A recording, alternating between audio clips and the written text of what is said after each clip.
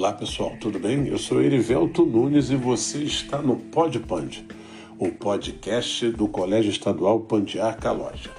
Bem, eu sou moreno, do cabelo grisalho, curto, olhos negros, 1,75 m de altura e peso 115 quilos. Bem, já sabendo como eu sou, vamos então ao que interessa, que é o nosso podcast. E nesse episódio semanal nós iremos falar sobre trabalho. Bem, o trabalho é uma das mais antigas atividades humanas. O trabalho é a atividade por meio da qual o ser humano produz sua própria existência. E essa afirmação condiz com a definição que foi dada lá atrás por Karl Marx quanto ao que seria o trabalho. A ideia não é que o ser humano exista em função do trabalho, mas é por meio dele que se produz meios para se manter vivo. É onde você tira o seu sustento. Dessa forma, o impacto do trabalho e do seu contexto exercem grandes influências na construção do sujeito. Dessa forma, existem áreas de conhecimento dedicadas somente a estudar as distinções em que se constituem relações de trabalho e seus desdobramentos na vida de cada uma das pessoas. Não seria difícil, dessa forma, de se imaginar que quando as relações de trabalho alteram-se no fluxo de nossas histórias, as nossas estruturas sociais também são alteradas, principalmente ao que se refere à forma como se estruturavam nossas relações, posições na hierarquia social, formas de segregação e, em grande parte, aspectos culturais erguidos em torno dessa relação de trabalho.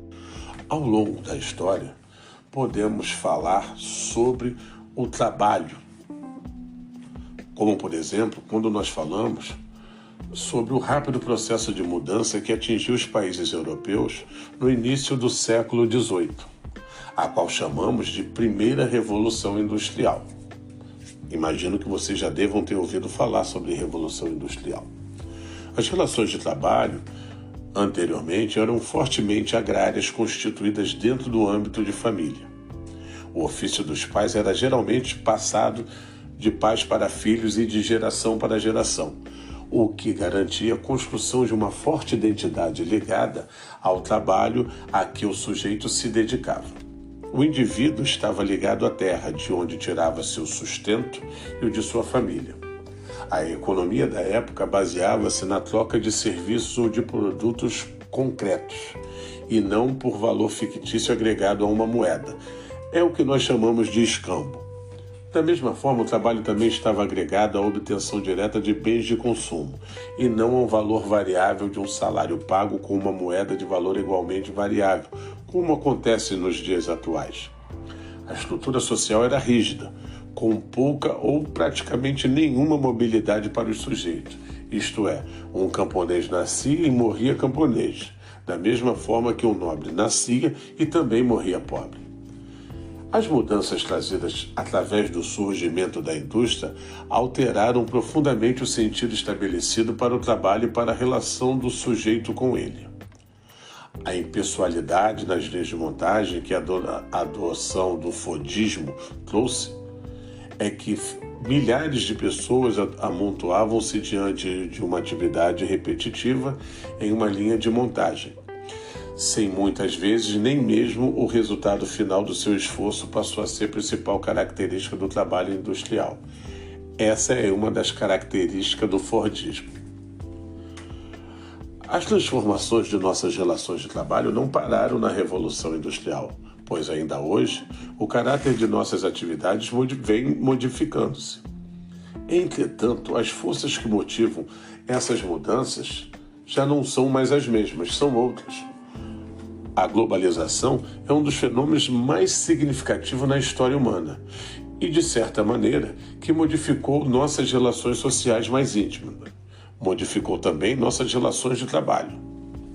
A possibilidade de estarmos hoje interconectados a todo momento encurtou distâncias também e alongou nosso período de trabalho. O trabalho formal remunerado, que antes estava recluso entre as paredes das fábricas e escritórios, hoje ele está por toda a casa e demanda parte de nosso tempo livre, haja visto a crescente competitividade inerente no mercado de trabalho acerca do qual estamos inseridos.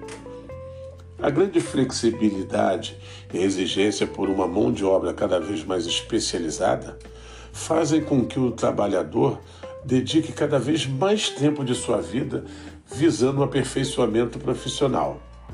E essa é uma das origens das grandes desigualdades sociais na sociedade atual, uma vez que apenas aqueles que dispõem de tempo e dinheiro para dedicar-se ao processo de formação profissional caro e muitas vezes exigente, consegue subir na hierarquia social e econômica. É interessante também afirmar que a introdução da automação na produção dos bens de consumo tornou, em grande parte, a mão de obra humana obsoleta, aumentando assim o tamanho do exército de trabalhadores e diminuindo o valor da força de trabalho nos países que dispõem de grandes populações, mas com baixa qualificação. Como resultado, a situação do trabalho só tende a piorar, pois se preocupar com o bem-estar do empregado é algo um tanto quanto caro, e na concepção que prioriza o lucro monetário, não é um investimento que garanta uma renda imediata, pois cuidar dá trabalho. Bem, pessoal, e assim chegamos ao final de mais um podcast. Espero que vocês tenham gostado. Um grande abraço e até a próxima. E não esqueça de deixar o seu like. Até a próxima.